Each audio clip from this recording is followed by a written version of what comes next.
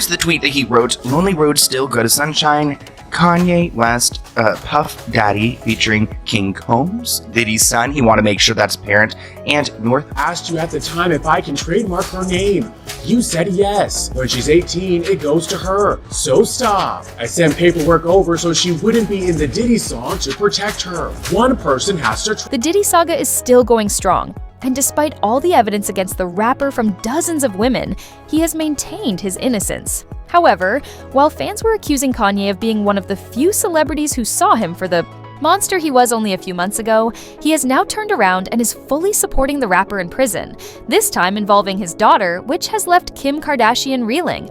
Let's start with Diddy's most recent development, which seems to indicate that no matter how much of a strong front he puts on, his fall from grace is weighing on him. In the most recent hearing, reporters were shocked to see that his hair had turned gray in a matter of months.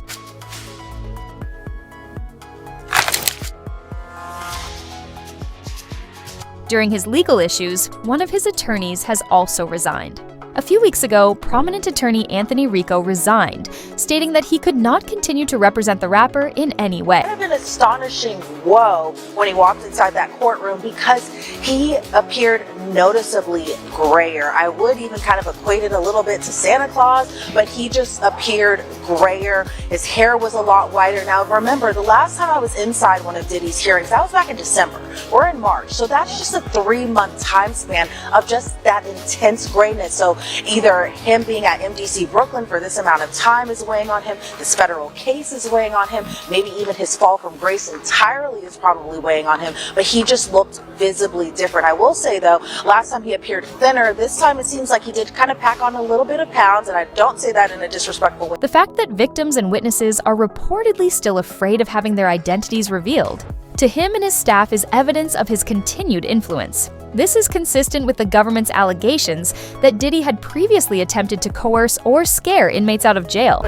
Another noticeable difference that I thought to myself was just the fact that Anthony Rico was no longer there. Again, he filed a letter kind of saying that he can't be on the case anymore, and that was just a few weeks ago. And so that to me was kind of a stark difference from last hearing to this hearing. Defense attorneys basically said there's no way I can continue, not entirely sure what that even meant. Where does Kanye fit in then?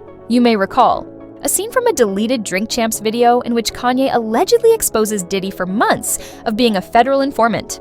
This was evidence that the rapper was honest and didn't follow the industry's shady norms. The thing that the government said that stood out to me was just how fearful some of these potential witnesses are about having their names out in the public, about having their names released to the defense. And that should also kind of go to, we talk often when we're covering Diddy's stories, just about the power that he had either over the industry, over his employees, over alleged victims that he had, former girlfriends, all of that stuff. But the government did make it clear because, they couldn't get into much details about that particular part because some aspects of it, from my understanding, were under seal. But one thing the government did make clear is that some of these witnesses don't want their names released out into the public. So they are going to kind of come up with a solution.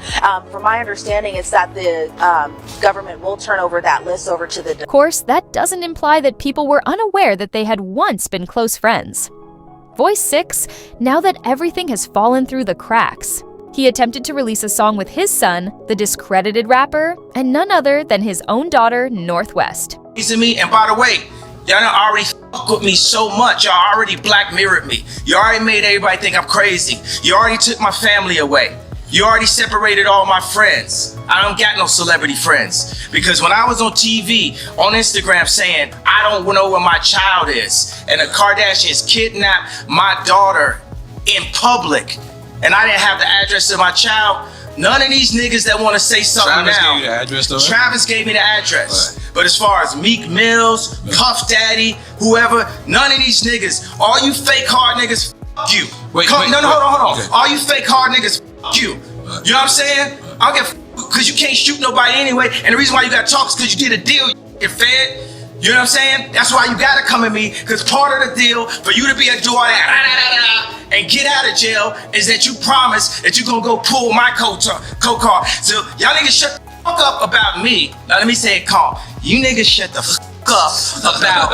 You shut the up about Michael. This occurs a month after he supposedly begged Trump to release Diddy from prison during an outburst. He also hinted at the song at the time, but Kim Kardashian allegedly enlisted the help of the government to prevent its release. Puff Daddy or Dr. Dre? Well, Puff Daddy because we twins. And also, he got that. Yeah, I mean, it's just like that's that bop. Like Dre's got his bop, it's like the West Coast bop. But our Puff's bop that's closer. But I really was trying to put the shakers and trying to be all the hitmen. The audio in the song appears to be from a recorded phone conversation between Diddy and Kanye. The Shade Room was able to obtain leaked footage of Diddy thanking Kanye and discussing how none of his pals have been in touch with him. Here's the tweet that he wrote: "Lonely roads still go to sunshine.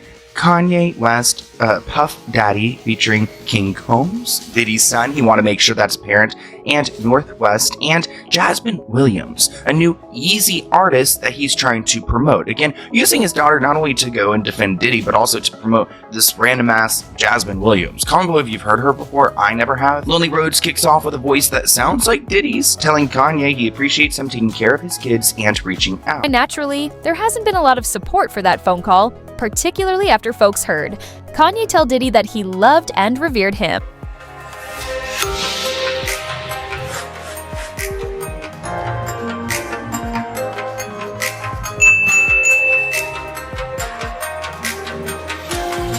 Available for purchase on his Yeezy website is a new Sean John Yeezy drop.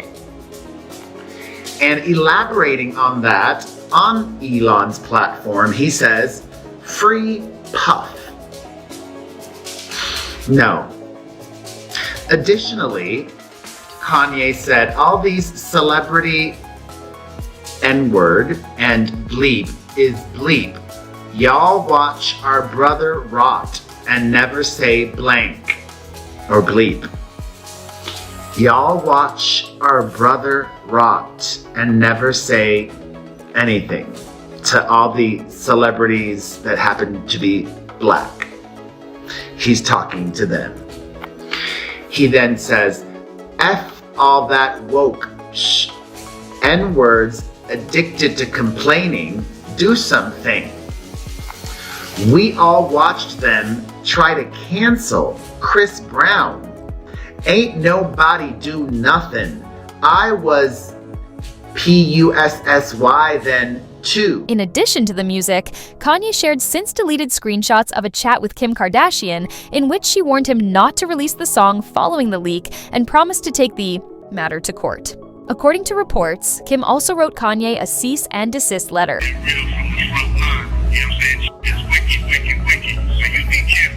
Yeah.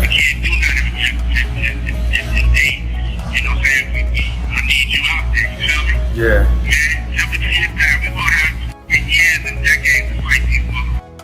Right now, enjoy your life. This is coming from me from God to you. Wow.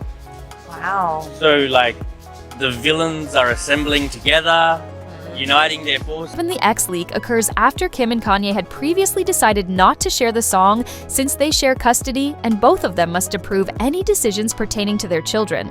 However, because things have gotten out of hand, Kim may now ask for sole custody. So much for just taking care of my kids, man. And ain't nobody reach out to them. Ain't nobody call them.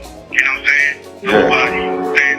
That meant so much. You know what I'm saying? That you reached out to them and took the money away while I've been this man. And I appreciate you. Bird up, man. Yeah, absolutely. I love you so much, man. It's like you raised me even when I didn't know you. Kim has previously stated that both parents attempt to be supportive when they get together for their children and try to keep positive vibes going.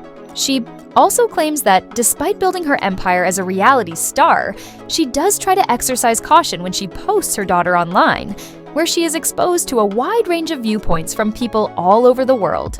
This suggests that this is a difficult situation. According to TMZ, the text conversation starts with Kanye saying, "Whoa, I'm never speaking with you again." Kim replies saying, "I asked you at the time if I can trademark her name.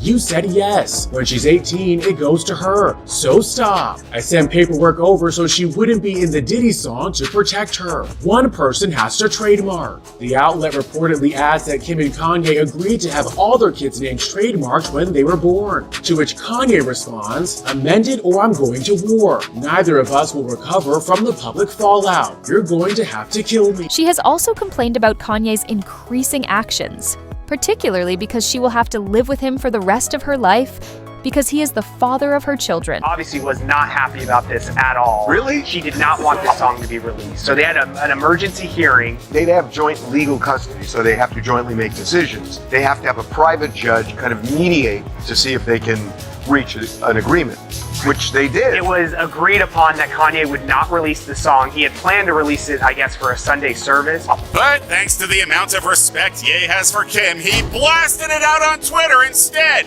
Guess that amount is 0. He's doing this just to incite her. And it worked, because Kim is now contemplating whether to seek sole legal custody, thanks in part to Kanye's tweet regarding the whole fiasco. The man makes the final decision. What? Wow. But is that legal? Is that like...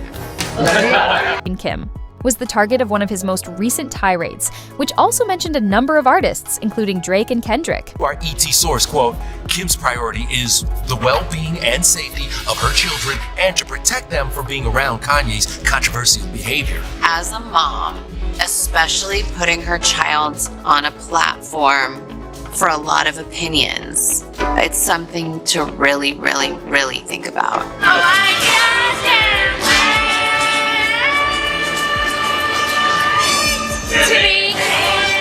Last May, Kim and Kanye came together to support North's Hollywood Bowl debut as Simba in The Lion King.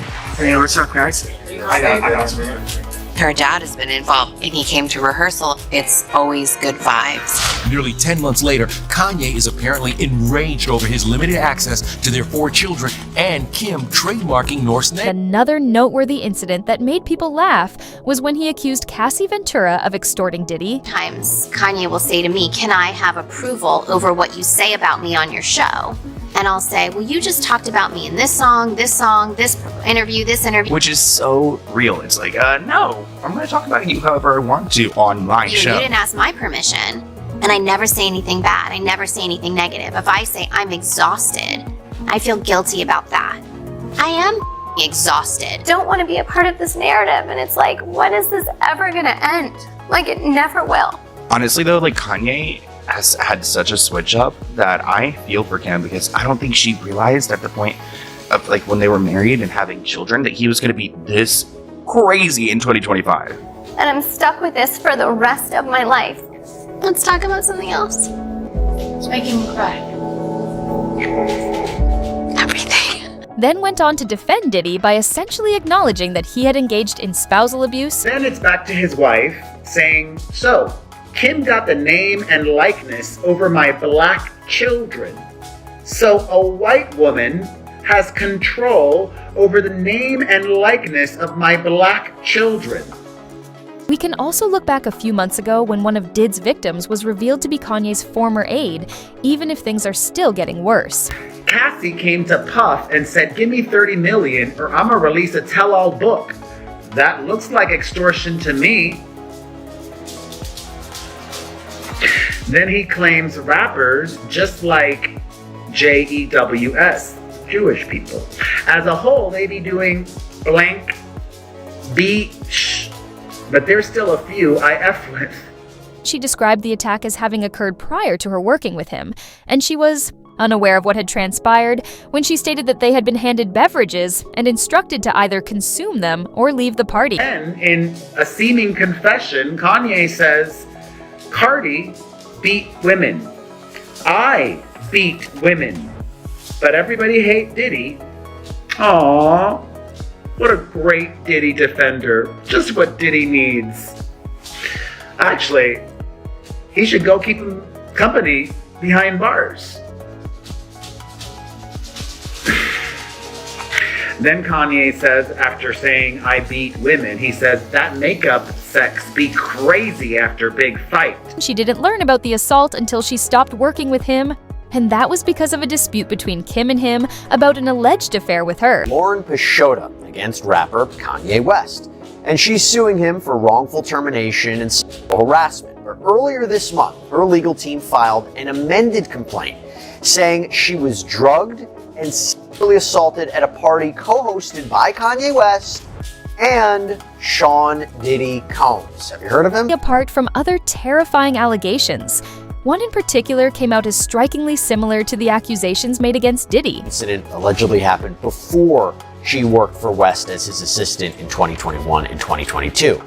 She claims she was working with a, quote, musician client who is not identified in the court filing, when West sought them out to invite them to the music studio shindig. Now, Peixoto claims that West told everyone that they had to drink or leave the party. Now, after taking a few sips of her drink, Peixoto claims that she, quote, suddenly started to feel disoriented, began to slip into an altered and highly impaired state. Peixoto says that she doesn't remember anything else and woke up the next day feeling traumatized and disturbed. The amended complaint says that Peixoto was mostly concerned that maybe she had embarrassed herself in front of her then client, or maybe even Kanye West himself. Now, Peixoto reportedly believed that someone who helped prepare the drinks was responsible for drugging. Apart from other terrifying allegations, one in particular came out as strikingly similar to the accusations made against Diddy himself.